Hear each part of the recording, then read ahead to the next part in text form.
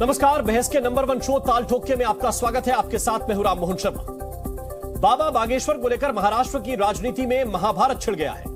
माया नगरी मुंबई में लगे बाबा के दिव्य दरबार के खिलाफ कांग्रेस ने मोर्चा खोल रखा है। महाराष्ट्र कांग्रेस के अध्यक्ष नाना पटोले बाबा बागेश्वर के खिलाफ आवाज बुलंद कर रहे हैं। बाबा पर अंधविश्वास फैलाने का आरोप लगाते हुए महाराष्ट्र सरकार को चिट्ठी लिखने वाले पटोले ने सूबे में ऐसी कोशिशों पर रोक की मांग की है।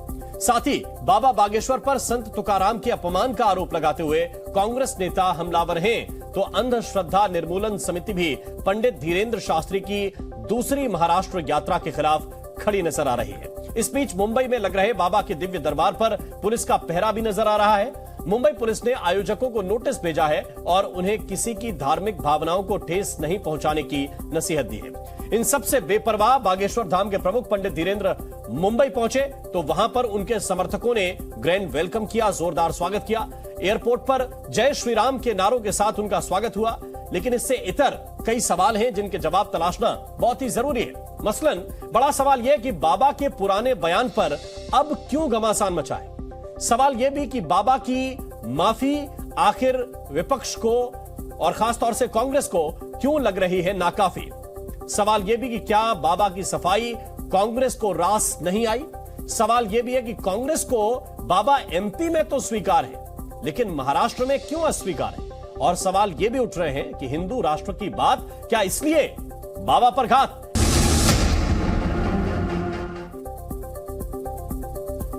तो आइए चर्चा की शुरुआत करते हैं। कुछ खास मेहमान इस वक्त हमारे साथ जुड़ गए हैं। हमारे साथ इस वक्त भालचंद्र कांगो हैं, जो लेफ्ट के नेता हैं। बहुत बहुत स्वागत कांगो साहब आपका। हमारे साथ इस वक्त डीके दुबे हैं, राजनीतिक विश्लेषक हैं। दुबे साहब आपका भी बहुत बहुत स्वागत। शिवानी दुर्गा इस वक्त हमारे साथ हैं, धर्मगुरु हैं। बहुत बहुत स्वागत शिवानी दुर्गा जी आपका। और साथ ही इस वक्त हमारे साथ उमेश पाटिल जी हैं, प्रवक्ता हैं एनसीपी के। उमेश पाटिल जी आपका भी स्वागत। और श्याम मानव जो उपाध्यक्ष हैं अंधश्रद्धा निर्मूलन समिति के, वो कुछ देर के बाद हमारे साथ जुड़ेंगे। लेकिन इस चर्चा की शुरुआत हम जो कर रहे हैं वो उमेश पाटिल जी आपके साथ। और प्रश्न यह है कि आपको लगता है कि पटोले साहब कुछ कंफ्यूज है या कांग्रेस पार्टी थोड़ा सा कंफ्यूजन में है। चिट्ठी लिखनी पड़ रही है एक धार्मिक आयोजन को रोकने के लिए।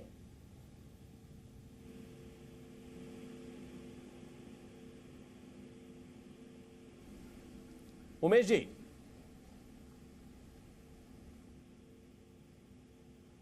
लगता है उमेश जी तक आवाज नहीं पहुंच पा रही। मैं वापस उनके पास आऊंगा, लेकिन उससे पहले भालचंद्र कांगो जी, क्या आपको लगता है कि इस तरह की सियासत ठीक है या फिर सबको अधिकार है अपने अपने धार्मिक आयोजन करने का? देखिए, मैं समझता हूं ये धार्मिक प्रश्न का नहीं है जी।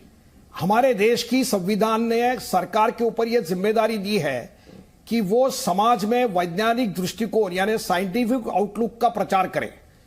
महाराष्ट्र में डॉक्टर दाभोलकर का मर्डर हुआ है और डॉक्टर दाभोलकर की यह कोशिश रही कि महाराष्ट्र में अंधश्रद्धा के खिलाफ यानी ब्लाइंड फेथ के खिलाफ, जादू टोना के खिलाफ कानून मंजूर हो जाए। और 2013 में दाभोलकर का मर्डर होने के बाद एक कानून मंजूर हुआ था, वो शिवसेना बीजेपी ने भी मंजूर किया है। और श्याम मानव जी ने और अंधश्रद्धा निर्मूलन समिति के कुछ अन्य सदस्यों ने नागपुर में जब बाबा बागेश्वर वहां पर आके ये वादा कर रहे थे कि हम सब ठीक करते हैं, बीमारी दूर करते हैं, ये करते हैं, तब उन्होंने पुलिस में जाकर एफआईआर दाखिल किया था कि ये जो है महाराष्ट्र के कानून के खिलाफ है, उनको अरेस्ट किया जाए। और वही बाबा बागेश्वर राव जब 5 दिन का कार्यक्रम छोड़कर 2 दिन के बाद निकल गए थे, अब वो वापस बंबई में आए हैं। तो फिर बंबई में कुछ अंधश्रद्धा निर्मूलन समिति के लोगों ने नंद किशोर जी उनका नाम है, उन्होंने जाकर फिर से एफआईआर दाखिल किया। अब अजीब बात यह है कि एफआईआर दाखिल करने की विनंती पुलिस को बताने के बाद पुलिस ने उनको ही अलग नोटिस भेजा है कि हमारा 144 चालू है, यहां पर 5 आदमी से ज्यादा आप लोग जमा नहीं हो सकते। तो उन्होंने ये सवाल पूछा है कि हम अगर 5 आदमी, सुनिए मेरी बात, मेरी पूरा जी, मैं आपकी बात समझ रहा हूं, लेकिन आपने बीते दिनों में इंटरव्यू और बात नहीं सुनी। उन्होंने कहा कि मैं ना तो जादू की बात करता हूं, ना मैं किसी टोने को लेकर क्लेम करता हूं। उन्होंने कहा कि ना मैं किसी को यह दावा करता हूं कि मैं उसको ठीक कर दूंगा।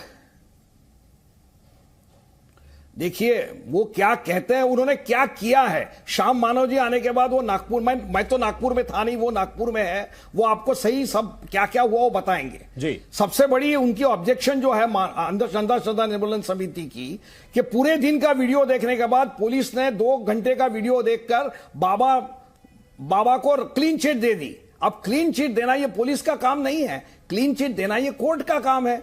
आप कोर्ट के सामने एविडेंस लेके जाइए, वो आपने किया नहीं। आप तो कानून की पाबंदी करने के लिए इनकार कर रहे हैं, तो ये इसमें धर्म का सवाल नहीं है। अच्छा, नाना पटोले जी की जो बात है वो बिल्कुल अलग है, उनका और श्याम मानव का कोई रिश्ता नहीं है। नाना पटोले जी और एनसीपी के और कांग्रेस के लीडर जो है, महाराष्ट्र में जो एक जात संघर्ष की राजनीति चलती है उसका खेल कर रहे हैं। संत तुकाराम ये महाराष्ट्र के पेट्रन सेंट है, छत्रपति शिवाजी महाराज। मैं आपके पास वापस लौट कर आऊंगा, लेकिन एक टिप्पणी मैं चाहता हूं शिवानी दुर्गा जी आपकी। क्या आपको लगता है कि जो कह रहे हैं कांगो साहब और जिस दिशा में वो ले जा रहे हैं कि ये तो अंधश्रद्धा की बात है और इस पर जो कानून है उसके तहत कार्रवाई होनी चाहिए, वो पुलिस के ऊपर इल्जाम लगा रहे हैं कि उन्होंने ठीक से केस को नहीं देखा? जी, हर हर महादेव आप सभी बुद्धिजीवियों को जो उपस्थित हैं। अभी आपने भालचंद्र जी ने, इतना सुंदर नाम है, भगवान शिव के भाल पर चंद्र विराजते हैं, इतना सुंदर नाम है, लेकिन बात इतनी छोटी कर दी आपने। मैं आपसे पूछना चाहती हूँ भालचंद्र जी कि साइंस जिसकी आप बात करते हैं, विज्ञान जिसकी बात करते हैं, विज्ञान की आयु कितनी है? पहली चीज।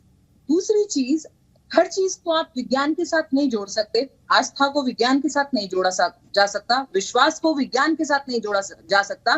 कितनी ऐसी थियरीज हैं, कितनी सारी, जो अभी तक जिनको डिबंक किया गया है, एक बार अग्री करके, उनको मान करके और उनको डिबंक किया गया, जिसमें से आइंस्टाइन की थ्योरी भी है स्टैटिक यूनिवर्स की। ऐसी बहुत सारी थ्योरीज हैं जो फेल हो गई बाद में। तो आप किस साइंस की बात कर रहे हैं? लेकिन सनातन धर्म, हमारी आस्था, हमारा विश्वास आज तक अखंड ही है। जैसा पहले था भगवान में वैसा ही आज है, जैसा पहले था संतों में वैसा ही आज भी है। लेकिन आपकी साइंस की सो कॉल्ड स्यूडो साइंस की थ्योरीज बदलती रहती हैं। आप साइंस की बात करते हैं कि साइंस क्या अंधविश्वास? उन्होंने एक बार भी ऐसा नहीं कहा कि वो इस तरह का कुछ इलाज कर रहे हैं। आप लोग तब नहीं बोलते जब कोई पादरी इस तरह का कुछ कार्य कर रहा होता है, आप लोग तब नहीं बोलते जब कोई मौलाना इस तरह का कार्य कर रहा होता है, लेकिन आप जरूर बोलते हैं क्योंकि आप लेफ्टिस्ट हैं। जैसा कि मैंने सुना आपके बारे में कि आप लेफ्टिस्ट हैं, तो आप डेफिनेटली अड़ंगा मुझे इस शब्द का प्रयोग करना पड़ रहा है, असुर की प्रवृत्ति होती है कि वो धार्मिक कार्यों में अड़ंगा डालते हैं। ठीक है, तो आप क्यों ऐसा बनना चाह रहे हैं? आप क्यों, इतना सुंदर आपका नाम है, भगवान शिव से जुड़ा हुआ आपका नाम है, और आप तंत्र भी वहीं से निकला है, आप उसको भी गलत बताते हैं। श्याम मानव जी उसको भी गलत बताते हैं, जबकि वो साइंटिफिक थ्योरीज हैं, उसके बारे में वेदों में लिखा है। तो आपके हिसाब से वेद गलत, भगवान गलत, सभी गलत हो गए, केवल आप जो कह रहे हैं वो सही है। भालचंद्र जी, फिर मैं दूसरे मेहमानों के पास जाऊंगा, पहले इसका जवाब दीजिए। सबसे पहले तो मैं बताना चाहता हूं कि मेरी माताजी ने मुझे बताया था कि भालचंद्र इनाम शंकर का नहीं है, गणपति का है। तो जो सनातन धर्म का दावा करते हैं, मुझे लगता है उन्होंने अपनी थ्योरी को समझ लेना चाहिए। नंबर एक की बात है। लेकिन नंबर 2 की बात ऐसी है, इसमें धर्म का सवाल, महाराष्ट्र का जो कानून मंजूर किया है, महाराष्ट्र सरकार ने जो 2013 में कानून मंजूर किया है, वो उस कानून को रद्द करने के लिए आप आंदोलन क्यों नहीं करते? अगर आपको इतना ही श्रद्धा का और खेल खेलना है तो वो अपनी जगह ठीक है, खिलाफ आंदोलन क्यों नहीं करते? कानून होना चाहिए, कानून होना चाहिए, उसके लिए हमने आंदोलन किया, हम जेल में गए, आपने कुछ नहीं किया। आप कानून के खिलाफ जो आप नहीं कर पा रहे हैं, आप बात को इधर उधर घुमा रहे हैं, आपके पास कानून कैंसिल कर दीजिए, न रहेगा बास न बजेगी बांसुरी। अरे भाई कानून है, उसके लिए हम पुलिस के पास गए। कानून की पाबंदी करना किसका काम है? कानून की रक्षा करना ये किसका काम? लेकिन एक मसला ये भी है कि कोई चीज कानून के दायरे में आ रही है कि नहीं आ रही है, इसका अधिकार तो कम से कम विवेचना अधिकारी को होता है कि वो अधिकार भी आप उससे छीन लेंगे। मैं वापस आप दोनों के पास आऊंगा, संजय द्विवेदी के पास इस वक्त में चल रहा हूं, जो नेता है शिवसेना के। मैं वापस लौट के आऊंगा आप दोनों के पास। संजय द्विवेदी जी, किस तरह देख रहे हैं? नाना पटोले चिट्ठी लिख रहे हैं, यह आवश्यकता है इस वक्त? आपको लगता है कि कोई धार्मिक आयोजन है, कुछ आयोजकों ने बाबा बागेश्वर को वहां पर बुलाया, उनका एक दरबार लग रहा है, क्या लगता है कि पॉलिटिकल पार्टियों को इस स्तर पर जाना चाहिए कि दरबार के खिलाफ वो चिट्ठी लिखें कि इस पर कार्रवाई हो, इस पर रोक लगे? देखिए, मैं राममोहन जी में एक चीज स्पष्ट बताना चाहता हूँ कि भारतीय संस्कृति या सनातन धर्म या सनातन धर्म संस्कृति जो आगे बढ़ा रहा है, चाहे जो व्यक्ति बढ़ा रहा है, लेकिन उससे विघटन पैदा ना हो, उससे देश अशांति पैदा ना हो, तो इस ऐसे कार्यक्रमों को वे रोक लगाना उचित नहीं होता है। मैं बिल्कुल स्पष्ट कहता हूँ, हर व्यक्ति का काम अलग है, डॉक्टर का काम अलग है, एक IAS का काम अलग है। मतलब हमारे यहाँ जो सिस्टम बनाया गया है, एक बाबू का काम अलग है, जो हमारे बाबा लोग हैं इनका भी काम एक अलग है। इनको दिशा देनी है भारतीय समाज को, हमारे भारतीय समाज दिशा देनी है। तो देखिए, हमारे यहाँ जाति विशेष धर्म भी है, मुस्लिम धर्म भी है, हमारे संत साहिब गुरु ग्रंथ भी हमारे यहाँ, मतलब तमाम धर्म हमारे हैं, ईसाइयों का धर्म भी है। तो ऐसा नहीं कि अगर कोई बढ़ाने की बात, हमारे धर्म तोड़ने की बात करे, उसका तो विरोध करेंगे, या देश तोड़ने की बात करे। लेकिन जो आदमी जो अपने धर्म को, जैसे अब आज बागेश्वर बाबा जी आए हैं, मैं कहता हूँ अगर ये बात विघटन की करें, समाज को बांटने की बात करें, तो विरोध होना उचित है। लेकिन वो समाज की बांटने की बात नहीं कर रहा है। जैसे मैंने अभी सुना आपके टीवी स्क्रीन पे कि वो कहते हैं मैं कोई भगवान नहीं हूँ, लोग मेरे पास आते हैं, मैं पीठ में बैठता हूँ, जो मैं बताता हूँ लोग करते हैं, अगर ठीक हो रहा है तो लोग मेरे पास आते हैं। तो उसमें कोई अलग बात नहीं है। तो वही मैं कहना चाहता हूँ, जो धर्म को आगे बढ़ाने का कार्य कर रहे हैं उनको रोकना उचित नहीं होता। डॉक्टर अपना काम करेगा, IAS अपना काम करेगा, IPS अपना काम करेगा, वैज्ञानिक अपना काम करेंगे। तो जो ये बनी हुई है देश में, तो सब अपने अपना काम तो कर रहे हैं। नेता अपना काम करेगा, विपक्ष के नेता अपना काम करेगा, पक्ष के नेता अपना काम करेगा। जी तो द्विवेदी जी एक बात बताइए, सामान्य तौर पर कोई आपके विपक्ष का नेता हो, वो बहुत आगे निकला जा रहा हो, तो कहीं संकट पैदा हो जाता है कि हमारी राजनीति का क्या होगा। बाबा बागेश्वर से क्या कांग्रेस पार्टी को महाराष्ट्र में कोई समस्या है? महाविकास अघाड़ी को कोई समस्या है कि बाबा बागेश्वर आएंगे, दरबार लगाकर चले जाएंगे तो उनके वोट बैंक को कुछ असर पड़ जाएगा? हम कांग्रेस के गठबंधन में है, NCP गठबंधन में है, कॉमन मिनिमम प्रोग्राम हमारा है, लेकिन हमारी विचारधाराएं अलग हो सकती हैं। ठीक है, उनकी विचारधारा क्या है इस विषय में मैं नहीं समझ सकता हूँ, क्यों विरोध कर रहे हैं मैं। लेकिन हमारी अपनी विचारधारा शिवसेना की है, हम लोग राष्ट्रभक्त हैं। राष्ट्र को जो आगे लेके चल रहा है, जो राष्ट्र को बनाने के लिए चल रहा है, हम उनके साथ हैं। हम आतंकवादियों के साथ नहीं है। जो आतंकवादी हैं या जो राष्ट्र को तोड़ने की बात करते हैं, हम उनके साथ नहीं है। हम बिल्कुल राष्ट्र को बनाने वाले जो कोई भी हो, हम उनके साथ हैं स्पष्ट रूप से। ठीक है, उमेश पाटिल इस वक्त हमारे साथ हैं, प्रवक्ता हैं NCP के। बहुत बहुत स्वागत उमेश पाटिल जी आपका। और सवाल यही जो इस वक्त संजय द्विवेदी जी जो शिवसेना के नेता हैं, और वो कह रहे हैं कि देखिए हमारा कॉमन मिनिमम प्रोग्राम अलग है, लेकिन इस विषय को लेकर हमें ऐसा नहीं लगता कि बागेश्वर बाबा का विरोध किया जाना चाहिए। क्या आपको लगता है कि कोई बहुत बड़ा पॉलिटिकल नुकसान होने वाला था जो कांग्रेस के अध्यक्ष को चिट्ठी लिखनी पड़ी? देखिए, कांग्रेस का अध्यक्ष जो है उनका जो उन्होंने चिट्ठी लिखी है वो उनके पक्ष का अंदरूनी मामला है। लेकिन राष्ट्रवादी कांग्रेस की जहां तक बात है, हम कोई बागेश्वर बाबा को विरोध करने नहीं जा रहे हैं, और बागेश्वर बाबा का विरोध करने का कोई सवाल ही नहीं है। हम किसी भी धर्म के खिलाफ नहीं है, किसी महाराज के खिलाफ तो है नहीं है। तो ये सवाल कहां से आता है? अभी कांग्रेस के अध्यक्ष उनका जो कहना है, शायद उन्होंने संत श्रेष्ठ तुकाराम महाराज के बारे में जो बयान बागेश्वर बाबा ने जो किया था, उसकी वजह से महाराष्ट्र में नाराजगी है। उसके बारे में अगर वो महाराष्ट्र में आकर अगर कुछ खुलासा करते हैं, उनका कहने का उद्देश्य क्या था, उनके उस स्टेटमेंट के पीछे उनको क्या कहना था, उसके बारे में अगर वो कहते हैं, और उससे अगर हम महाराष्ट्र की जो संत तुकाराम महाराज को चाहने वाले हैं या महाराष्ट्र की संत परंपरा को चाहने वाले संतुष्ट होते हैं, जिस वक्त तो कोई दिक्कत नहीं हुआ था, जिस वक्त उसको लेकर ऑब्जेक्शन उठा, उसी वक्त उनसे ये सवाल पूछा गया धीरेन्द्र शास्त्री से, और उन्होंने कहा कि बिना लाग लपेट के अगर मेरे बयान से किसी को भी तकलीफ है तो मैं बिना किसी लाग लपेट के माफी मांगता हूं। उसी वक्त कहा था। इतने वही तो बोल रहा हूं, उस बयान पर माफी देखिए, कुछ बयान ऐसे होते हैं ना कि वो माफी मांगी, कोई भी ऐसे नहीं तो बयानबाजी करता रहेगा और दूसरे दिन माफी मांगेगा, ऐसा भी नहीं होता है। मैं कह रहा हूं कि उनका उस वक्त जो उन्होंने किसी प्रवचन में एक उदाहरण के तौर पे जो बात बताई थी, उसके पीछे उनका उद्देश्य क्या था, और कहते कहते जो बात उनसे मुंह से निकल गई, उसके चलते अगर यहाँ महाराष्ट्र में आने के बाद वो अगर अच्छी तरह से खुलासा कर देते हैं तो कोई आपत्ति की बात नहीं है। महाराष्ट्र में संत श्रेष्ठों की परंपरा रही है, ज्ञानेश्वर महाराज, तुकाराम महाराज से लेकर आज तक परंपरा रही है। और ये बात है कि उन्होंने कुछ ऐसा मैं भगवान हूँ, भगवान का अवतार हूँ, ऐसा तो कोई दावा किया नहीं है। हमारे देश में पीड़ितों की संख्या कभी नहीं है और हमारे देश में एक आस्था है, आस्था अलग बात होती है और उसका कोई मूल्य नहीं किया जा सकता।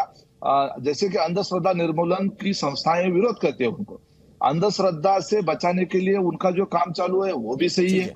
और जो बागेश्वर बाबा जैसे संत जो लोग हैं वो अपनी तरह से अध्यात्म का काम कर रहे हैं, वो भी सही है, प्रवचन का काम कर रहे हैं, वो भी सही है। तो इसलिए हमारा देश जो है ना ऐसे विभिन्न विचारों से बना हुआ है, विभिन्न तत्वों से बना हुआ है, तो उसको हमें स्वीकारना चाहिए और हमारा संविधान भी उसे स्वीकारता है। हर एक को अपने यहाँ विचार रखने की अनुमति है। बस ये होना चाहिए कि हमारे देश में कोई दुबंगता नहीं होनी चाहिए किसी धर्म को, इस धर्म के मैं खिलाफ हूं और इस धर्म का समर्थन करता हूं। इसकी वजह से हमारे देश में धार्मिक वातावरण बन के हमारे आपसी संबंध नहीं बिगड़ने चाहिए, ये मुख्य उद्देश्य रहना चाहिए। ठीक है, डीके दुबे साहब, आप किस तरह से देख रहे हैं? क्या इस मामले को लेकर भी नाना पटोले और महाराष्ट्र में कांग्रेस के चूंकि अध्यक्ष हैं वो भी अकेले पड़ते हुए दिख रहे हैं? क्योंकि संजय द्विवेदी को भी आपने सुना और इस वक्त पाटिल साहब जो एनसीपी के प्रवक्ता हैं उनकी बात को भी आपने स्पष्टता के साथ सुना। क्या इस मसले को लेकर भी कांग्रेस कंफ्यूजन में है? क्योंकि हमने मध्य प्रदेश से वो तस्वीरें भी देखी जब कमलनाथ और तमाम सीनियर लीडर मध्य प्रदेश कांग्रेस के उनके बागेश्वर धाम में जाकर उनको प्रणाम करते हैं और उनके पास बैठते हैं। देखिए, ये इस समय बातें इसलिए हो रही हैं क्योंकि गठबंधन लगभग टूट चुका है। अदरवाइज अभी कुछ समय पहले ही बालाघाट की घटना हुई थी और बालाघाट की घटना में सब एक से दिखाई पड़ रहे थे, जहां पर साधुओं की नृशंस हत्या हो गई थी साहब, और उसके बाद पता नहीं क्या क्या स्टेटमेंट आ रहे थे। लेकिन एक बात तो तय है कि कांग्रेस को खुद नहीं समझ में आ रहा है कि वो क्या कहे और क्या करे, क्योंकि वो पिक्चर से आउट हो चुके हैं। इसलिए उनको कोई ना कोई ऐसा विवादित स्टेटमेंट देकर उन्होंने पॉलिसी बना ली है कि साहब हम कहीं ना कहीं पिक्चर में तो रहे, हम दो शब्द बोल दें, वो बोले हुए शब्द ही डिस्कशन का पॉइंट बने तो कम से कम जिंदा तो रहेंगे। लोगों को ये तो पता लगेगा कि कांग्रेस कहीं है भी। इसलिए कांग्रेस चूंकि मरणासन स्थिति में है तो वो अपनी एग्जिस्टेंस बता रहे हैं, इसके अलावा कुछ नहीं बता रहे। इसलिए एक कुछ बोलता है, दूसरा कुछ और बोल देता है। लेकिन हाँ, एक बात जो मैं भालचंद्र जी की सुन रहा था कि भाई वो पहले 5 दिन के लिए ऐसा किया था, वो 2 दिन में चले गए थे। याद रखिएगा, तब सरकार दूसरी थी और उस समय सरकार में एनसीपी भी थी और उस समय सरकार में कांग्रेस भी थी और ये जो उद्धव ठाकरे जी के रिप्रेजेंटेटिव बैठे ये भी सरकार में थे। लेकिन आज वहां सरकार बदल चुकी है, इसका प्रभाव होना स्वाभाविक है क्योंकि उस समय सरकार का दबाव रहा होगा, पुलिस का दबाव रहा, जिसकी वजह से वो कैंप बंद करना पड़ा होगा। जहां तक बात आती है कि भाई अंधश्रद्धा फैला रहे हैं, तो आर्टिकल 25 में अगर ईसाइयों को धर्म प्रचार की अनुमति है, अगर मुसलमानों को धर्म प्रचार की अनुमति है, बाकी सबको है, तो आप मुझे बता दीजिए बागेश्वर धाम ने ऐसा कौन सा आपका नुकसान कर दिया जिसकी वजह से ये है? क्या नुकसान हो गया कि जो कन्वर्जन हो रहा है ना, उसी मेथड, उसी तरह के दूसरे ट्रिक्स दिखाकर वो कन्वर्जन पर निश्चित रूप से प्रहार होगा। तो कष्ट तो होना स्वाभाविक है क्योंकि कम्युनिस्टों का एक बिल्कुल सिंपल फॉर्मूला है कि साहब वो इन चीजों पर विश्वास नहीं करते, उनको भारतीय संस्कृति को समाप्त करने में ही मजा आती है। भारतीय संस्कृति उनको रास नहीं आती। बालचंद्र जी, मेरे को यह समझ में नहीं आता है कि यहां पर किसी धर्म के प्रचार का सवाल नहीं है। बाबा बागेश्वर राव किसी धर्म का प्रचार करने के लिए आए हैं क्या? लोगों में एक श्रद्धा है उनके बारे में, वो श्रद्धा का उपयोग करके वो अपना प्रचार करने के लिए आए हैं। नंबर 1 की बात है, वो भगवान का अगर भागवत करेंगे, बोलने देंगे तो मैं बोलूंगा। देखिए, मेरे को अगर बोलने देंगे तो बोलूंगा। मुझे वाद विवाद में कोई इंटरेस्ट नहीं है। महाराष्ट्र में एक कानून है, 2013 में पास हुआ है। पुलिस के पास कंप्लेंट आई है कि वो कानून का भंग हुआ है। अब ये जिम्मेदारी किसकी है? पुलिस की जिम्मेदारी है, गवर्नमेंट की जिम्मेदारी है कि वो कानून का भंग हुआ है कि नहीं उसको देखे। अब यहां पर वो मीटिंग लेने वाले हैं बाबा जी, वहां पर अंधश्रद्धा निर्मूलन समिति के लोगों को पुलिस ने राइटिंग में बताया है कि 144 चालू है, 5 से ज्यादा लोग असेंबल नहीं हो सकते। फिर आप बाबा जी की मीटिंग कैसी कर सकते हो? मतलब बाबा जी के लिए एक कानून और बाकी के लोगों के लिए दूसरा कानून, ये हमारे देश की घटना में नहीं चलता भाई साहब। इसमें धर्म का सवाल नहीं है, ये संविधान का सवाल है, और संविधान के ऊपर शपथ लेकर आप गवर्नमेंट चलाते हो। तो हमारा यही इल्जाम है कि ये गवर्नमेंट संविधान को नहीं मानती, उसको तोड़ने में चल रही है। इसीलिए मैंने मेरी बात की शुरुआत की थी कि हमारा संविधान ये कहता है कि संविधान तब याद नहीं आता, सरकार की जिम्मेदारी है। अगर सरकार वो जिम्मेदारी नहीं करती है तो हम जैसे लोगों को लड़ना, जो संविधान पर भरोसा करते हैं, ठीक है, लड़ना पड़ेगा और हम लड़ते रहेंगे, क्योंकि हम संविधान को मानते हैं। आप लोग संविधान को नहीं मानते, श्रद्धा के नाम से संविधान को तोड़ना चाहते हो। दूसरों के ऊपर संविधान लागू नहीं होता आपका। बालचंद्र कांगो जी, अगर हिम्मत है तो संविधान बदल के बताइए। हिम्मत है, अगर सरकार की हिम्मत है तो 2013 का कानून बदल के बताइए। जो हिम्मत है तो 2013 का कानून बदल के बताइए, फिर बात करें हमसे, फिर हम हमसे बात करें। हमारा कहना है 2013 का कानून की पाबंदी करना ये सरकार की जिम्मेदारी है, और सरकार इससे भाग रही है। तब मुंह से आवाज नहीं निकलती, तब संविधान याद नहीं आता, तब नियम याद नहीं आते कि सबके लिए अलग अलग नियम है। जब 4 बच्चे पैदा करके आप इतने बात कर रहे हो, आप क्यों लेना? आपको किसने रोका है? याद नहीं आता, मेरे को आजादी दी है, आपको भी आजादी दी है। आप संविधान याद आने लगता है, नियम दिखाने लगता है। आप सिर्फ वोटों की राजनीति करने के लिए धर्म का झगड़ा लगा रहे हो। हिंदुओं को हिंदुस्तान में, सनातनी को हिंदुस्तान में क्या बात कर रहे हो? और यहाँ पर बालचंद्र कांगो जी, शिवानी दुर्गा जी, दोनों लोगों से निवेदन है कि थोड़ा भाषाई मर्यादा थोड़ा सा ख्याल रखें आप लोग। मेरा सवाल बालचंद्र कांगो साहब आपसे, अभी तो मर्यादा में ही है, जी इनको बर्दाश्त नहीं हो रहा। ठीक है शिवानी दुर्गा जी, तो बर्दाश्त नहीं कर पा रहे, अमर्यादित हो गए तो ये कहां शिवानी दुर्गा जी, जैसा आपका धर्म, आपका पक्ष रखना है, मेरा धर्म है कि यहाँ पर वातावरण बड़ा थोड़ा सा अच्छा बना रहे, इसलिए मैं आप लोगों को टोकता रहूंगा, इसमें बुरा मानने की कोई आवश्यकता नहीं है। ठीक है बात करेगा बालचंद्र कांगो जी, मैं उनसे भी निवेदन कर रहा हूँ, सिर्फ आपसे कहीं भी बात नहीं है, वहां पर सम्मान नहीं। अगर आप हमारे धर्म का सम्मान नहीं करते तो हम आपको सम्मान नहीं कर सकते। ठीक, बालचंद्र कांगो जी, ये तो पुलिस को विवेचना करने का अधिकार आपको देना चाहिए कि नहीं देना चाहिए कि कहां पे क्या हो रहा है। कोई चीज आपने कह दी, वो सत्य हो गई कि नहीं हो गई, वो तो विवेचना अधिकारी पे छोड़ देना चाहिए ना। आपने शिकायत दे दी, अब वहां पे वो नियम टूट रहा है कि नहीं टूट रहा है, कानून टूट रहा है कि नहीं टूट रहा है, वो तो पुलिस को विवेचना करने दीजिए। अगर केस बनता है तो पुलिस इसके आगे उसके ऊपर चार्जशीट लगाती है, और केस नहीं बनता है तो फिर कई बार मामला रुक जाता है। तो यह अधिकार भी आप पुलिस से छीन लेंगे क्या? अरे भाई, पुलिस मेरे को अगर कहती है कि 5 आदमी से ज्यादा लोग आप जम नहीं सकते और दूसरी जगह 50,000 आदमी वहीं जमे हुए हैं, तो मैं पुलिस को पूछूंगा ना कि कानून सिर्फ मेरे लिए है क्या, दूसरों के लिए नहीं है? नहीं, अगर केवल आपकी आपत्ति इस बात को लेकर है कि धारा 144 वहां पर है कि नहीं है, आपके ऊपर लागू है कि उनके ऊपर लागू है, मैं तो सिर्फ आपसे क्या नोटिस दिया है भाई, नोटिस दिया है मेरे को ने, अंधश्रद्धा निर्मूलन समिति को पुलिस ने नोटिस दिया है। मेरा यह सवाल है कि मैं उसीलिए तो उठा रहा हूं, मैं उसीलिए पुलिस के ऊपर सवाल उठा रहा हूं। हमारी प्रीति पाटिल जो एडवोकेट है वो जाने वाली है कल्याण कोर्ट में, थोप रहे हैं सवाल को लेकर, आड़ में उनके ऊपर इस सवाल को लेकर कोर्ट में जाने वाली है। क्या आप पुलिस की आड़ में धीरेन्द्र शास्त्री पर निशाना साध रहे हैं? पुलिस नियम नहीं मान रही या पुलिस अलग अलग नियम बता रही है, ये अलग विषय है।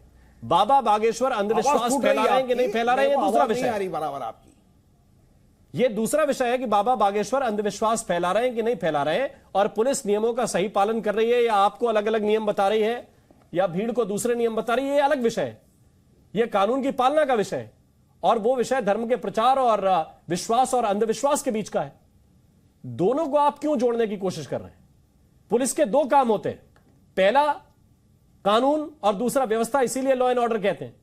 अब भाई, किसी वजह से अगर व्यवस्था में खलल पड़ेगा तो पुलिस दूसरे पक्ष को रोकने की कोशिश करेगी। लगता है कि आवाज नहीं जा रही बालचंद्र जी के पास, लेकिन डीके दुबे, मैं जरूर इस पर आपकी एक टिप्पणी चाहता हूं, क्योंकि आप भी इस पर रिस्पॉन्ड करना चाह रहे थे कि किसी भी जगह पर विवेचना का अधिकार तो पुलिस से नहीं छीनना चाहिए कि नहीं? ये 2 अलग अलग बातें हैं। पहली बात तो ये है कि आप कोई भी एप्लीकेशन पुलिस को दे आइए, सबसे पहले पुलिस ये देखेगी कि वाकई में जो कहा गया है वो कानूनी दायरे में उल्लंघन है कि नहीं है।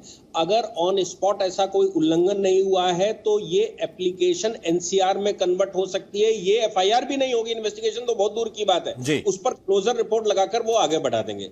दूसरी बात, धारा 144 की जहां तक है, धारा 144 जनरल रूल की तरह लगाई जाती है और उसके बीच में पुलिस अथॉरिटी से परमिशन ली जाती है। जब कोई कार्यक्रम आयोजन करना होता है, पुलिस जब ये सहमति दे देती है कि हम इसको मैनेज कर लेंगे, तो धारा 144 लगे होने के बावजूद अनुमति के साथ वो कार्यक्रम किए जा सकते हैं। ये कानूनी प्रावधान है। तो जब पुलिस ने वहां अनुमति दे दी तो अनुमति का मतलब हो गया अब रिस्पॉन्सिबिलिटी पुलिस की रह गई, अब धारा 144 की रिस्पॉन्सिबिलिटी नहीं रह गई। धारा 144 की रिस्पॉन्सिबिलिटी ये है कि जो कोई भी बिना पुलिस की अनुमति के 4 लोग इकट्ठे होंगे, उनके ऊपर 144 लागू होगी और उसका उल्लंघन माना जाएगा। कानूनों का इंटरप्रिटेशन कानूनी तरीके से होना चाहिए, अपने हिसाब से नहीं होना चाहिए। बिल्कुल, लेकिन संजय द्विवेदी साहब कुछ कहना चाह रहे हैं। द्विवेदी जी बोलिए। अभी जो हमारे साहब द्विवेदी एक बात कह रहे थे कि 5 दिन के लिए आए थे जब उसमें सरकार दूसरी थी। अरे सरकार से मतलब नहीं होता, सरकार का काम होता कानून व्यवस्था बनाने का। अब बागेश्वर बाबा जी 2 दिन बाद क्यों चले गए, ये आप जाके उनसे पूछिए ना। आप तुरंत यहाँ पर उठा दिया, सरकार के लिए आपने लगा दिया कि साहब ये सरकार अच्छी है और ये सरकार साहब खराब है। तो भैया आप राजनीतिक विश्लेषक है, इस तरह की बयानबाजी से बचिए। मैं सीधा ही बात कहना चाहता हूँ, आपको जो बोलना है कांग्रेस क्या कर रही है, हमारी विचारधारा क्या है, दूसरे विचारधारा क्या है। दूसरी सरकार नहीं थी, दूसरी सरकार नहीं, क्या गलत बताया मैंने? आप उनसे पूछिए ना कि वो उस समय क्यों चले गए। क्या सरकार ने उनको भगाया? सरकार ने अल्टीमेटम दिया, पुलिस ने भगाया?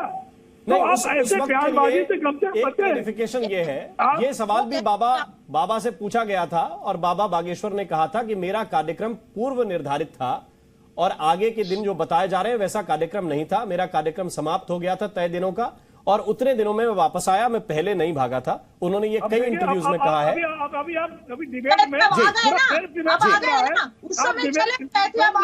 अब स्वागत कीजिए, उस समय चले गए, स्वागत कीजिए। आप गलत चीज है ना ये इस तरह के बयान देने उस समय चले गए थे, अब तो आ गए ना 2 दिन के लिए। संजय द्विवेदी जी का ये कहना कि उनकी सरकार का इसमें कोई लेना देना नहीं था, वो आयोजकों और बाबा के बीच की बात थी। जितनी आस्था हमारे अंदर है उतनी आस्था आपके अंदर होती है। जितना हिंदुत्व मेरे अंदर है उतने हिंदुत्व आपके अंदर भी है। जितने राम भक्त हम हैं उतने आप भी होंगे। किसी के कहने से, किसी करने से कोई बताइए, महाराष्ट्र में कितने साधुओं की हत्याएं हुई थी, उस समय आप कहाँ चले गए थे? आपकी आस्था कहाँ चली गई थी? आपका हिंदुत्व कहाँ चला गया था? इस समय साधु मारे जा रहे थे और आपकी पुलिस वहां पर खड़ी देख रही थी। उत्तर प्रदेश की साधु हत्या हुई, कितने भारतीय जनता पार्टी। आप मुझे सिर्फ बताइए, महाराष्ट्र में ये जो घटनाएं उस समय हो रही थी, पुलिस सामने खड़ी हुई थी, पुलिस के सामने घटनाएं हो रही थी, तब आपकी पार्टी कहाँ थी? तब आपका हिंदुत्व कहाँ था? तब आप हिंदुत्व की परिभाषा बदले हुए थे और आप हिंदुत्व की परिभाषा में ये बता रहे थे मेरा हिंदुत्व तो जनसेवा करना है, मेरा हिंदुत्व तो हिंदू है ही नहीं। आपके नेताओं की डेफिनेशन थी कि मेरा हिंदुत्व तो कुछ और करना है और इनका हिंदुत्व ये धार्मिक है। तब आपका धार्मिक हिंदुत्व कहाँ चला गया था जब जिस समय बालाघाट और इस तरह की घटनाएं हो रही थी? और भाजपा का हिंदुत्व है सरकार तोड़ के बनाने वाला हिंदुत्व, राम मंदिर के नाम पर चंदा वसूलने का हिंदुत्व। उनका हिंदुत्व यह है कि चंदा बटोरे रहो, चंदा बटोरे रहो। आप भाजपा का नाम बताइए, अपना बताइए अपना। जी, आपका मेरा हिंदुत्व है और मजबूत हिंदुत्व है। कैसा हिंदुत्व? उस समय की परिभाषा आज से 6 महीने पहले की परिभाषा और आज की परिभाषा बदल कैसे गई साहब? उस दिन परिभाषा आप हनुमान चालीसा करने पर देशद्रोह लगा रहे थे, आपको याद है? हनुमान चालीसा किया गया था तो देशद्रोह लगाया था, कैसी हिंदुत्व की परिभाषा? ना उस दिन परिभाषा बदल रही है। हम जो कहते हैं दूसरे नहीं करें और डंके की चोट में कहते हैं, डंके की चोट में लड़ते हैं और लड़के जवाब देते हैं। साहब हनुमान चालीसा पर आपने देशद्रोह लगाया था ना, हम टिप्पणी करनी पड़ी थी कि आपने हनुमान चालीसा कहने पर देशद्रोह लगाया था। सुप्रीम कोर्ट ने कहा था देशद्रोह की परिभाषाएं बदलिए, लोग भारत में हनुमान चालीसा भी नहीं होने देंगे, सरकारें इतना अत्याचार करेंगी क्या हनुमान चालीसा कराने पर देशद्रोह? आप लोग बता दीजिए कौन से कानून? ठीक है, एक एक करके आप चर्च में कैंडल्स जलाए जाते हैं, तब नहीं मुंह से निकलता। नहीं पढ़ता था, मंदिर में हनुमान चालीसा पढ़ता था, मैं भी हनुमान चालीसा भक्त हूँ, डेली पढ़ता हूँ। और कहिए मैं आपको भी जवानी सुना दूं, भगवान राम के लिए चलता क्यों नहीं है? मंदिर बनाए तो हमें तो गर्व है कि हम चंदा लेकर के और भगवान का मंदिर बना रहे हैं। हर हिंदू का उसमें ईंट लगा है। राजनीति नहीं की जाती भगवान के नाम पे, राजनीति नहीं की इतना जाती। तकलीफ हो रही है आपको, इतनी तकलीफ हो रही है आपको, भगवान के नाम पे राजनीति नहीं की जाती, तकलीफ हो रही है। लेकिन चर्च में कैंडल जलाए हिंदू जाकर के, दरगाह में चादर चढ़ाए हिंदू जाकर के, तकलीफ नहीं होती है। आपकी आवाज मुझे सुनाई नहीं पड़ रही, क्या स्पष्ट बोली तो मैं आपका जवाब एक एक करके आवाज सुनाई नहीं तो सुनाई देगी आप आवाज। क्या बोल रहे हैं मुझे बताइए तो मैं आपको जवाब दे दूं। कोई ऐसी बात हाँ, नहीं। आप कान से सुनिए, कान खोलकर सुनेंगे तब सुनाई देगा आपको। आप मुंह बंद रखें, मेरी बात सुने। अब मैं बोल रही हूँ, हिंदुस्तान में चंदा लेकर के ही मंदिर बनाए जाते हैं, दान लेकर के ही मंदिर बनाए जाते हैं। दूसरी चीज, जब चादर चढ़ाई जाती है दरगाह में, चर्च में कैंडल्स हिंदू जलाते हैं, तब आपके मुंह से आवाज नहीं निकलती कि हिंदू क्यों चढ़ा रहा है वहां पर, कैंडल क्यों जला रहा है, हिंदू दरगाह में जाकर चादर क्यों चढ़ा रहा है। लेकिन जब भगवान राम के लिए चंदा ले रहे हैं तो आपको तकलीफ हो रही है। मैंने चंदा आपके लिए तो मना नहीं किया, चंदा ले मैंने आपके लिए मना किया क्या? आप चंदा ले, कुछ भी ले। मैंने भाई आप क्यों ब्रो, मैंने आपके लिए कहा, मैंने आपने तो नहीं कहा चंदा ना ले। आप चंदा लीजिए, खुद चंदा लीजिए तो, लेकिन मैंने किसी के लिए कहा, मैंने मेरी बात सुन लीजिए ना, पूरा राष्ट्र है, हम सब मिलकर के राष्ट्र है। अब मेरी बात सुन लीजिए, एक-एक करके। अब मेरी बात कान खोल के सुन लीजिए, दिमाग खोल के सुन लीजिए कि चंदा लेने के लिए मैंने आपको मना नहीं किया, मैंने किसी साधु को मना नहीं किया। मैंने राम मंदिर के नाम पे जो ट्रस्ट है वो चंदा ले, हमने भी 1 करोड़ रुपए चंदा दिया उसी ट्रस्ट को, मैंने मना नहीं किया। लेकिन जिस तरह से चंदा लिया गया, जिस तरह से चंदा लिया गया भारतीय जनता पार्टी द्वारा, ठीक है, जिस तरह चंदा लेकिन ये बहस चंदे पे नहीं है। ये बहस इस बात पर है कि संतों के नाम पर तो लोगों सियासी लोगों को आखिर क्यों तकलीफ होती है। ये बहस इस बात पर है कि संतों के नाम पर क्यों ये सियासी तकलीफ होने लगती है, क्यों ये कठिनाई होने लगती है कि कोई चिट्ठी उठाकर लिख दे कि साहब ये कार्यक्रम यहां पे नहीं होना चाहिए। अगर कोई कानूनी पेचीदगी है, कोई कानूनी समस्या है तो उसके लिए शिकायतें की जा सकती हैं। लेकिन कई बार ऐसा लगने लगता है कि राजनीतिक संकट आ रहा है क्या, किसी एक व्यक्ति विशेष के कार्यक्रम की वजह से क्या ऐसे लगने लगेगा कि पॉलिटिकली प्रॉब्लम में फंस जाएंगे। उमेश पाटिल साहब, इसीलिए ये सवाल है और इसीलिए ये बहस है कि भाई किसी को आपत्ति हो सकती है सामान्य तौर पर 2-4 लोगों को, और वो आपत्ति दर्ज करा सकते हैं। उसमें एक अंधश्रद्धा निर्मूलन समिति है, श्याम मानव जी लगातार इस बात को लेकर विरोध दर्ज करा रहे हैं और उनका लोकतंत्र में उनके विरोध का भी सम्मान होता है। लेकिन सवाल यह है कि पॉलिटिकल पार्टियां और बड़े बड़े नेता, प्रदेश अध्यक्ष जैसे स्तर के लोग जब इसमें कूद पड़ते हैं तो लगता है कि उन्हें डर लग रहा है कि बाबा बागेश्वर पता नहीं आगे क्या बिगाड़ देंगे। नहीं, डरने की कोई बात नहीं है, मुझे नहीं लगता है। जैसे किसी आम आदमी को अपनी बात रखने की हमारे संविधान ने आजादी दे रखी है और वो अपनी बात रख सकता है, खुल के रख सकता है, विरोध में रख सकता है, समर्थन में रख सकता है। जैसे कि डिबेट में हर एक अपने अपनी बात रख रहा है, उसी तरह से हर पॉलिटिकल पार्टी को, हर संगठन को अपने अपनी बात रखने की आजादी है और उस आजादी को हमें स्वीकारना चाहिए। और अभी हमारे संविधान की यही खूबसूरती है। अगर हमारे फेवर में अगर कोई बात है तब उसका समर्थन करेंगे, अगर हमारे फेवर में नहीं है तो हम उसका विरोध करेंगे। ये भी हमारे संविधान ने दी हुई आजादी है।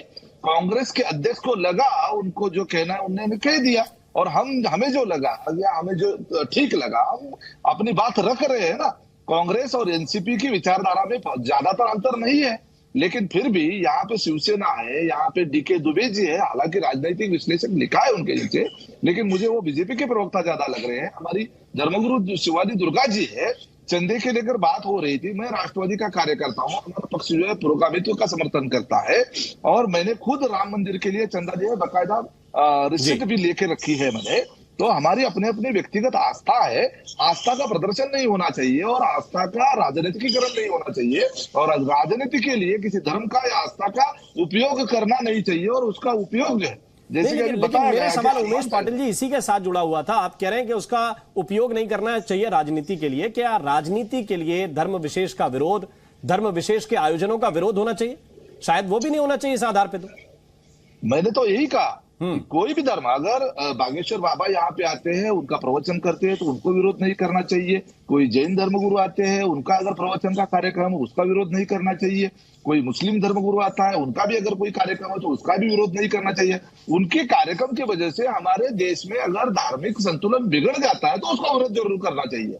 अगर धार्मिक संतुलन की बात नहीं आती है या कोई धर्म दूसरे धर्म के प्रति द्वेष निर्माण करे, ऐसी कोई स्टेटमेंट, ऐसी कोई बातें वहां पे नहीं होती है तो किसी को कोई आपत्ति नहीं है। यहाँ पे हमारे देश में हर धर्म का, यही तो हमारा संविधान है, हर धर्म को अपने अपनी बात रखने की आजादी है, हर एक को अपने अपने आस्था रखने व्यक्त करने की आजादी है। बस हर एक जन जो है एक दूसरे के धर्म का आदर करे और लेकिन ये बात भी उतनी सही है कि आपका पॉलिटिकल स्टैंड, आपका राजनीतिक रूप से लिया गया स्टैंड जनता के बीच में जाता है और जनता ये तय करती है कि आपका राजनीतिक स्टैंड उन्हें मंजूर है कि नहीं है। यही तो मैंने कहा कि हर एक को आजादी है ना अपने देश में बात रखने की। हर पार्टी को, जैसे व्यक्ति को आजादी है वैसे किसी पार्टी को आजादी है, वो भी हमें स्वीकारना चाहिए। अगर उन्होंने विरोध किया है तो उन्होंने विरोध क्यों किया है उनको पूछना चाहिए। उन्होंने पूछने के बाद उनको भी बताना चाहिए कि वो विरोध क्यों कर रहे हैं, और उसके बाद अगर वो जस्टिफाई कर पाते हैं तो वो भी सही है। ठीक है, अगर जस्टिफाई कर पाए तो वो बात भी ठीक है। लेकिन बालचंद्र जी, जिस विषय को लेकर ये इतनी चर्चा चल रही है, आपसे ये प्रश्न पूछा गया पहले कि ये सारी आपत्तियां आपको जब हिंदू धर्म के कोई कार्यक्रम है तो याद आ जाती हैं, लेकिन दूसरे धर्मों में भी लगातार इस तरह के कार्यक्रम चलते रहते हैं। और डीके दुबे साहब ये कह रहे थे कि चूंकि कन्वर्जन पर रोक लगाने की कोशिश कर रहे हैं बाबा बागेश्वर, इसलिए उनके खिलाफ इतने लोग एक साथ उठकर खड़े हो गए। देखिए, सवाल यह है कितने लोगों का कन्वर्शन हुआ है पिछले 5 साल में महाराष्ट्र में, इसकी कुछ फैक्ट्स हमको दीजिए ना। आप हंगामा करते हो और कुछ है नहीं, अंदर कुछ खोखला है। असलियत लोगों को बताना चाहिए कितने लोगों ने हमारे देश में धर्मांतर किया गया और करने को मजबूर किया गया है। इसके आंकड़े कुछ नहीं देंगे, आप सिर्फ उछालेंगे खेल, क्योंकि आपको मालूम है ये खेल उछालने से लोगों में दरार होती है और लोगों के दिमाग सटला जाते हैं, और यही खेल है। उसीलिए मैंने कहा बाबा बागेश्वर के बारे में 2 अलग अलग किस्म के खेल चल रहे हैं। एक हमारे जैसे वैज्ञानिक दृष्टिकोण को आगे बढ़ाने वाले लोग हैं जो कहते हैं कि महाराष्ट्र में एक कानून बना है, वैज्ञानिक दृष्टिकोण है तो ये चारों तरफ और हर धर्म पे बराबर से लागू होना चाहिए ना। ये प्रश्न था, इसका जवाब आप नहीं देना चाह रहे शायद। अरे भाई मैं तो लड़ा हूं ना। अरे मैंने शाहबानू के केस के अंदर मैंने मुस्लिम समाज के लोगों से लाठी काठी खाई है। मैंने ही नहीं, मेरे साथियों ने खाई है। जब राजीव गांधी ने कानून बदला था उस वक्त सिर्फ हम मैदान में उतरे थे, सिर्फ कम्युनिस्ट पार्टी मैदान में उतरी थी, बाकी सब घर में भाग गए थे। तो हम लोग सबके खिलाफ। लेकिन मेरा सवाल जो है उन सभाओं को लेकर है जिनको चंगाई कम्युनिस्ट पार्टी की बात कर रहा हूं, इंडिविजुअल की बात नहीं कर रहा हूं मैं चंगाई सभाओं की बात कर रहा हूं। ये जो चंगाई सभाएं चलती हैं जगह जगह, क्या मैं ये बोल रहा हूं, क्या 1-2 जगह चलती है क्या? देखिए, मुझे बोलने दीजिए। दूसरी बात की मुझे बोलने दीजिए। हमारी जो बहन है कि वो चमत्कार को नमस्कार करने वाले, उसी का जवाब दे रहा हूं, जो लोग हैं कि भाई वो आपको एक ही तरफ के दिखते हैं क्या? हो सकता है मेरे को मुस्लिम धर्म में ऐसे कोई ख्यालात रखने वाले, काम करने वाले लोग हैं, वो आपको मालूम है, तो आपको किसने रोका है उनके खिलाफ कंप्लेंट करने के लिए? क्रिश्चियन धर्म में कुछ लोग होंगे, आपको किसने रोका है उनके खिलाफ कंप्लेंट करने के लिए? हमने तो रोका नहीं है, तो किसी ने नहीं, मालूम जब होगा। लेकिन मैं तो ये कह रहा हूं कि आप तो पॉलिटिकल लोग हैं ना। देखिए, अगर सिलेक्टिव होकर चलेंगे, मेरे नॉलेज में कोई नहीं है बालचंद्र जी। अरे मेरे नॉलेज में लाके दीजिए ना, आपका काम है, आप एंकर है, आप प्रोग्राम चलाइए। मुस्लिम धर्म के और क्रिश्चियन धर्म के लोगों के खिलाफ ऐसे जो अवैज्ञानिक काम करते हैं उनके खिलाफ प्रोग्राम चलाइए। हम उस प्रोग्राम में यही मालूम नहीं है कि कन्वर्जन भी हो रहा है, लेकिन आप लेकिन जब आप दृष्टि एक ही तरफ रखेंगे तो दूसरी तरफ का दिखेगा। मैं आपको पूछ रहा हूं, मैं अब आप आंख बंद करके अगर ये देखने की कोशिश करेंगे कुछ हो ही नहीं रहा है कहीं पे। 1956 में 5 लाख लोगों ने बौद्ध धर्म डॉक्टर अंबेडकर के नेतृत्व में स्वीकारा था। वो हिंदुस्तान का सबसे बड़ा कन्वर्शन था। उसके बाद इतना बड़ा कन्वर्शन कभी नहीं हुआ और ना हो सकता है। देखिए भालचंद्र जी, सभी विचार के आधार पर जो आप इस देश में रहते हैं, आपको धार्मिक स्वतंत्रता है।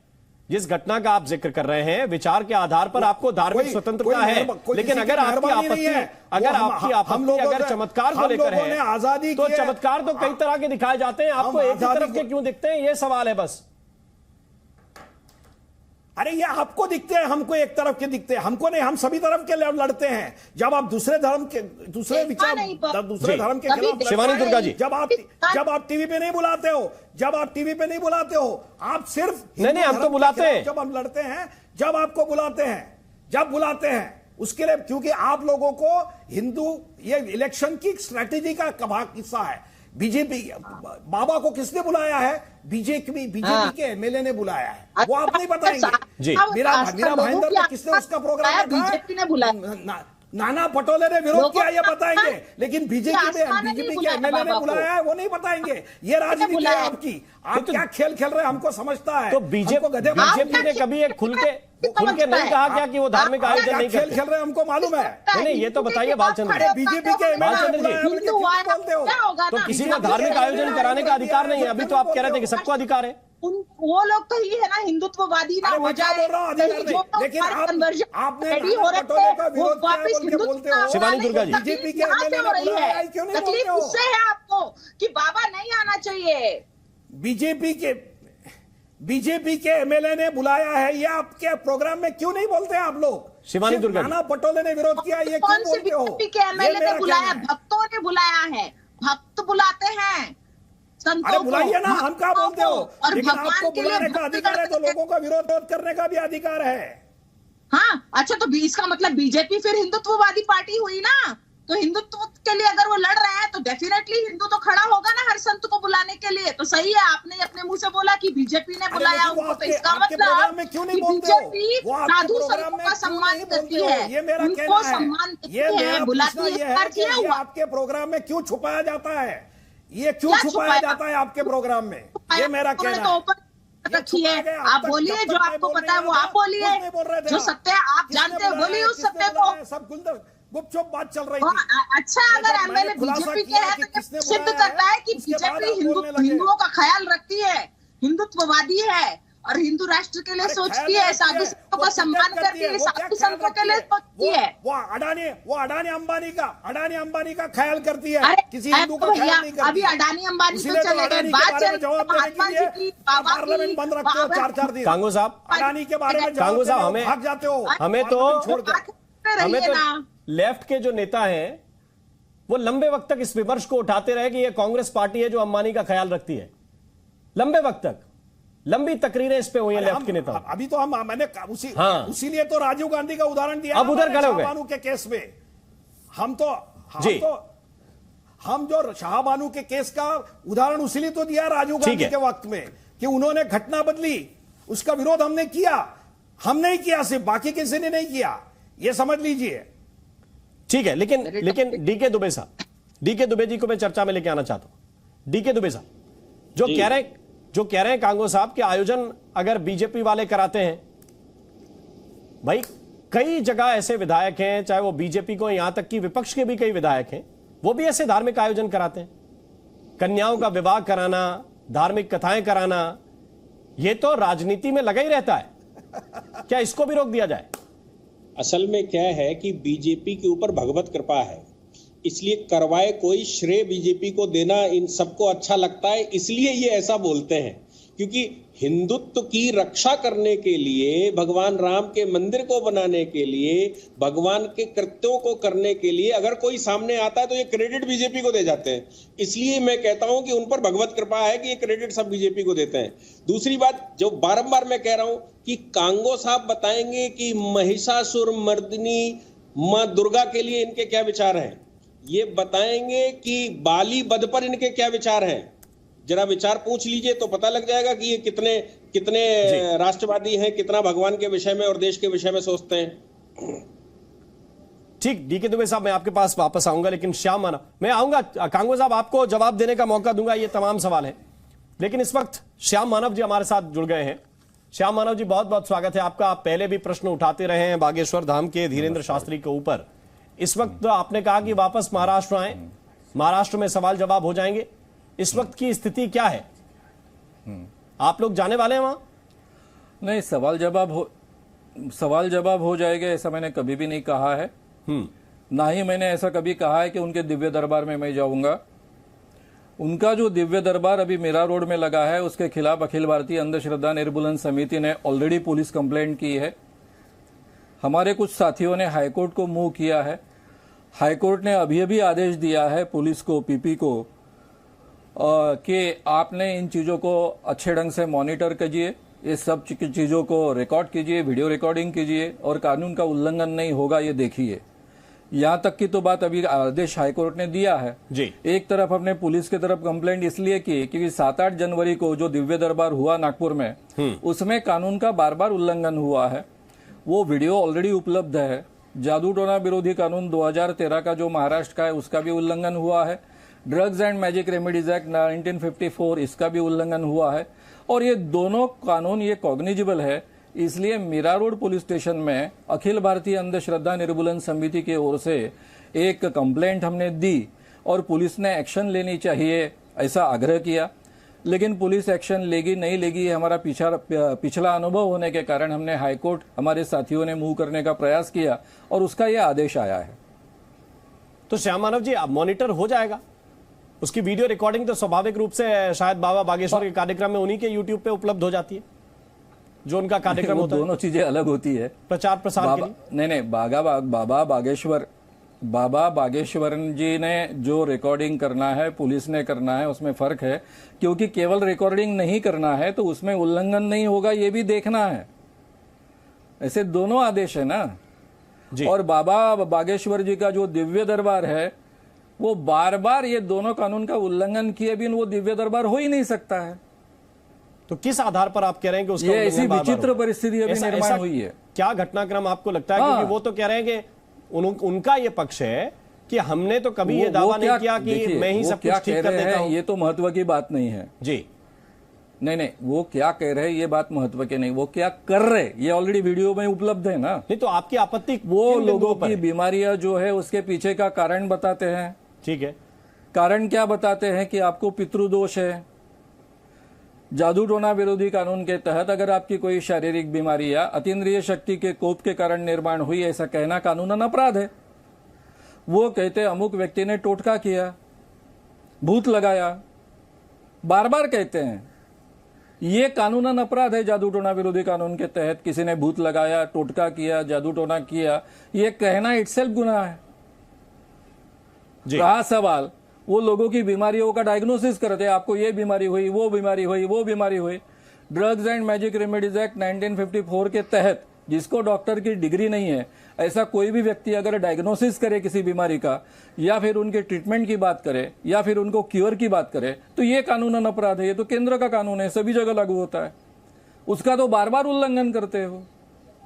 नहीं तो आपको नहीं लगता अब ये कानून एस्टैब्लिश्ड है, ऑलरेडी अस्तित्व में वीरेंद्र शास्त्री करते हैं या पूरे देश में बहुत से ऐसे कार्यक्रम होते हैं? अगर इनको आप आधार बना रहे हैं कि कोई ये कह दे कि आपको फलां बीमारी है, साहब जी तो ऐसे बहुत से कार्यक्रम नहीं चलते जिनके दूसरे आदमी ने नहीं, मैं आपको उल्टा सवाल करूंगा इस बहाने जी कि दूसरे किसी ने गुनाह किया करते हैं लोग इसलिए मैं गुनाह करूंगा ऐसा मैं बोल नहीं सकता ना कानून के बिल्कुल ठीक है आधार पर।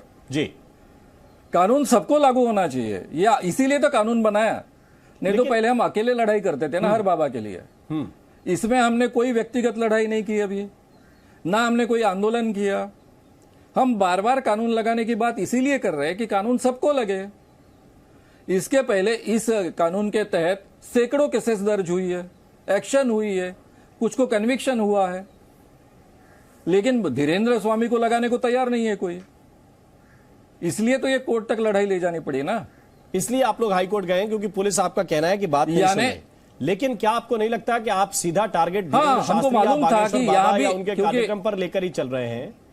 ये आरोप लगाए जा रहे हैं बाबा के समर्थकों की ओर से कि चंगाई सभाओं को लेकर आप नहीं जाते, जिसमें ये टच के माध्यम से लोगों को ठीक करने का दावा किया जाता है। किसने कहा? उनके समर्थकों का कहना है, आप क्लैरिफाई कर सकते हैं? नहीं, उनके समर्थकों का जो कहना है वो गलत है ना। दुनिया में, केवल भारत में नहीं, दुनिया में पहली बार हमने चंगाई सभा करने वाले पादरियों को जेल में भेजा है नागपुर में। यहां मुंबई में अभी इनका कार्यक्रम है, शिवाजी पार्क में मॉरिस सिरिल्लो की सभा थी, 3 दिन का कार्यक्रम था, यही चंगाई सभा। तब भी पुलिस एक्शन लेने के लिए तैयार नहीं थी, इसलिए हमने हाईकोर्ट को मूव किया। हाईकोर्ट ने 5:30 बजे हमको एंटरटेन किया, 6:30 बजे तक निर्णय दिया। वो निर्णय लेकर मैं सीपी से मिलने गया और रात को उस आदमी को यहां से अमेरिका भेज दिया गया। तीसरे दिन का उसका कार्यक्रम शिवाजी पार्क में नहीं हुआ, 10,000 से ज्यादा लोग इकट्ठा हुए थे। ये तो हमने ही किया है ना, जब हमारे ध्यान में आता है। सीधी बात है, मैं अगर नागपुर में नहीं जाता इंडियन साइंस कांग्रेस के लिए और वहां पर अगर बागेश्वर धाम का यानी धीरेन्द्र कृष्ण महाराज का कार्यक्रम नहीं होता तो शायद मेरा ध्यान ही नहीं जाता उसके तरफ। राम कथा का अगर पहला आयोजन तो उनका राम कथा का था, तो मुझे पहली बार जब पता चला कि उनका राम कथा का आयोजन है तो मैंने बोला बहुत अच्छी बात है, ये तो स्वागत योग्य बात है। फिर पता चला ये दिव्य दरबार, और फिर बाकी लोगों ने मेरे ध्यान में लाकर दिया कि दिव्य दरबार में क्या क्या होता है। तब जाकर हमने एक्शन लिया। उसके लिए भी हम राह देखते रहे। 7-8 तारीख का उनका दिव्य दरबार होने दिया और दिव्य दरबार में इन चीजों का उल्लंघन होता है, उसके बाद में मैंने कंप्लेंट देना और सब कुछ चालू किया। जी ठीक है। डीके दुबे साहब हमारे साथ हैं। दुबे साहब, आप इन तर्कों से सहमत हैं जो श्याम मानव जी कह रहे हैं? नहीं, श्याम मानव जी की बात में पूरी जान है, लेकिन सवाल ये पैदा होता है कि हाईकोर्ट ने इनको दिया क्या। हाई कोर्ट ने आयोजन रोकने से मना नहीं किया, हाई कोर्ट ने बाबा जी पर कोई रिस्ट्रिक्शन नहीं लगाया, उनको कोई डायरेक्शन नहीं दिया। आप अपना जैसा कर रहे हैं वैसा करिए। हाँ, अगर उल्लंघन होता है, ध्यान रखिए, अगर उल्लंघन होता है तो पुलिस उसको ऑब्जर्व करे। इसमें कोई बहुत रॉकेट साइंस नहीं है। इस तरह की बात होनी भी चाहिए कि भाई अगर कुछ उल्लंघन होता है तो कार्रवाई होनी चाहिए। लेकिन सवाल ये पैदा होता है कि इससे पहले हमने कितने और लोगों के खिलाफ ऐसा किया। उन्होंने कहा चंगाई सभा के खिलाफ किया, उनका स्वागत है। बाबा जी के खिलाफ अगर ऐसा मिलता है कि षड्यंत्र पीछे कहीं कुछ है, सच्चाई नहीं है, तो फिर इनकी बात में जान होगी, पुलिस उन पर एक्शन लेगी। लेकिन हाई कोर्ट ने भी ये कहते हुए कि भाई इनको देखा जाएगा, देख लीजिए, कुछ गड़बड़ होती है तो देख लेंगे, ऐसा डायरेक्शन दिया है। मुझे नहीं लगता शिवानी दुर्गा जी बहुत कुछ हुआ है। जी जी। हाँ, राम मोहन जी अभी चंगाई सभा की बात कर रहे थे। हमारे पास कोई ऐसा एविडेंस हमें तो मिला नहीं है। ऐसी सभाओं में भी डिस्प्रिन दे करके, ये मेरे पास एक एविडेंस है इसका, कि डिस्प्रिन देकर के सिरदर्द ठीक किया गया और धर्म परिवर्तन करवाया गया, ये कह करके कि तुमको जो है जीसस ने, यीशु ने तुम्हें ठीक कर दिया। एक चीज ये है। दूसरी चीज, लव जिहाद पर इन्होंने कभी कोई टिप्पणी नहीं किया, कोई वो नहीं करते। चलो ठीक है, ये कहेंगे कि हमारा अंधश्रद्धा वाला हमारा ये है तो हम नहीं ले सकते, इसमें एक्शन नहीं लेंगे। मुझे एक चीज बताएं, आप सभी बुद्धिजीवी लोग यहाँ बैठे हैं, श्याम मानव जी भी होंगे। मंदिर में हम जाते हैं, नारियल चढ़ाते हैं, मिठाई चढ़ाते हैं, फूल चढ़ाते हैं, इत्र चढ़ाते हैं, तो क्या वो गलत हो जाता है, वो अंधविश्वास हो जाता है या वो विश्वास हो जाता है? मुझे ये पूछना है। श्याम मानव जी मुझे इसका उत्तर दें। जी मानव साहब, इस वक्त आपको नहीं सुन पा रहे हैं, लेकिन ये यही तो प्रश्न है शिवानी दुर्गा जी, कि श्रद्धा, विश्वास और अंधविश्वास दोनों में कुछ बारीक अंतर होता है।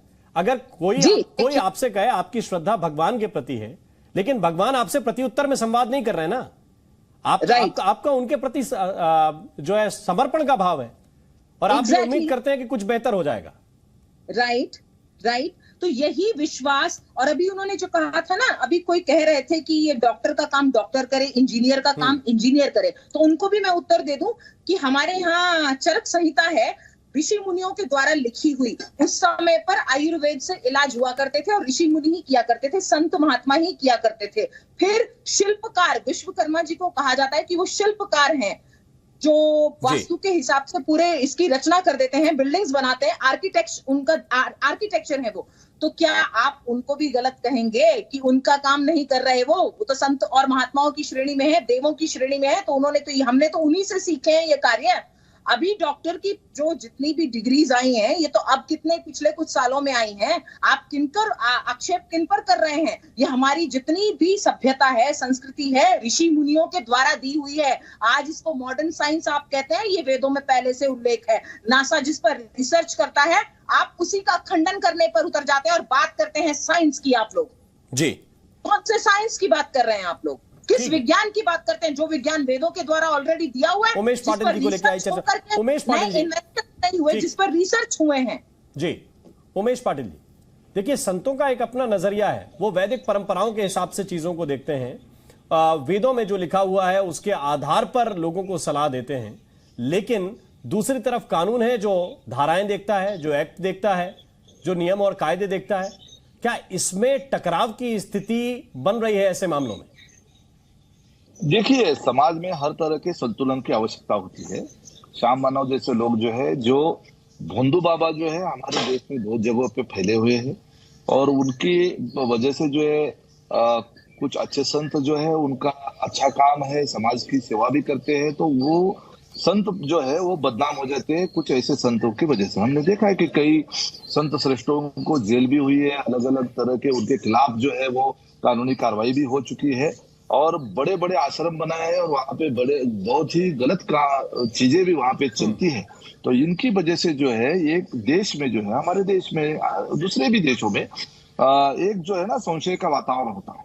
विज्ञान जो है, साइंस अपने अपनी जगह है, उसकी अलग से क्रांति हो चुकी है, औद्योगिकरण हो चुका है। उस वक्त का समाज अलग था, आज का समाज अलग है।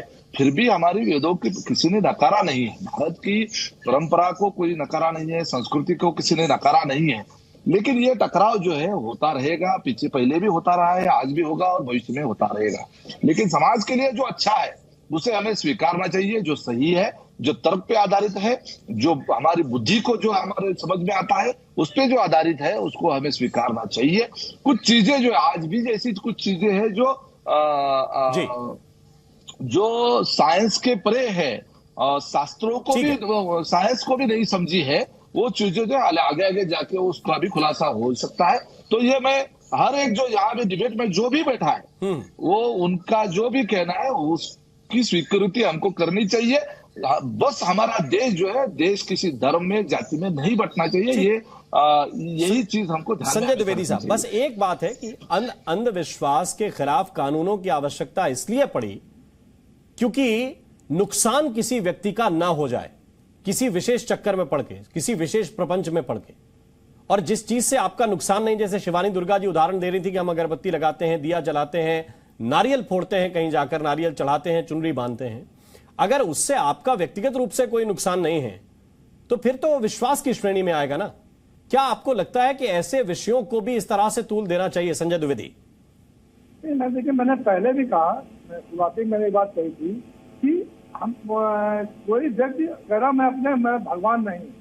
अगर हमारी आस्था, एक मैं उदाहरण देना चाहूंगा आपको, अयोध्या का एक बूढ़ी माँ बैठी हुई थी, अंग्रेज वहां आया, बोला लो राम को क्यों मानते हो आप, आपसे क्या मतलब है?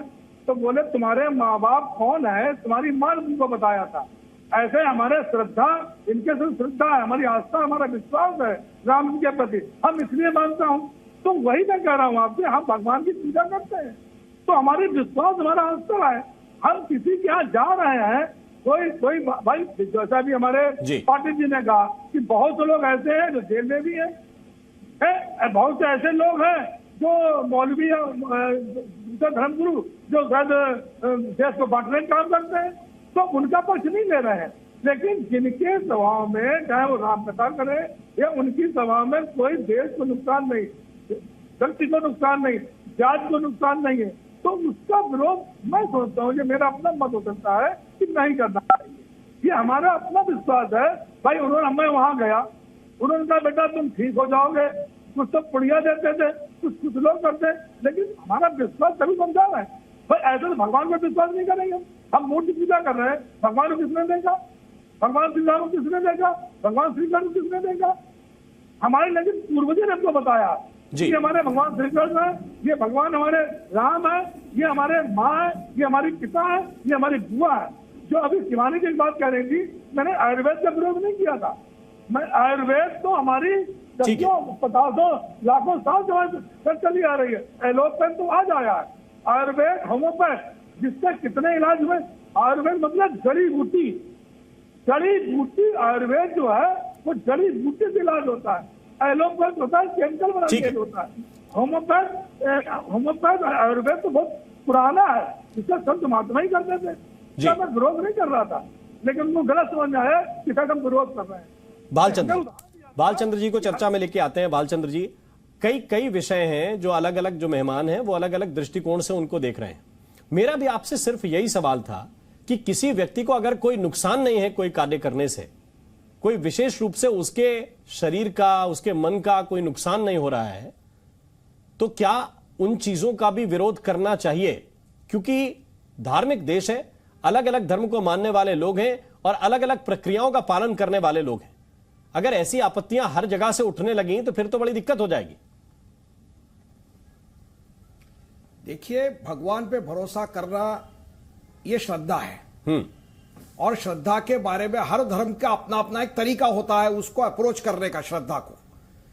लेकिन ये श्रद्धा का अगर गैर फायदा लेकर लोगों को फंसाने का, लूटने का या तकलीफ देने का काम होने लगे तो उसके खिलाफ भी समाज के ही लोगों को आवाज उठाना पड़ेगा।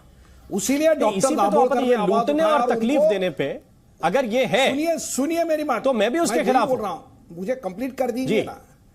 देखिए, राम रहीम जेल में है, हाँ, कौन से धर्म का प्रचार करते थे? और गुजरात के एक संत है, वो बलात्कार के लिए जेल में गए हैं, लेकिन उनके तो हजारों लोग श्रद्धा उनके ऊपर रखते हैं।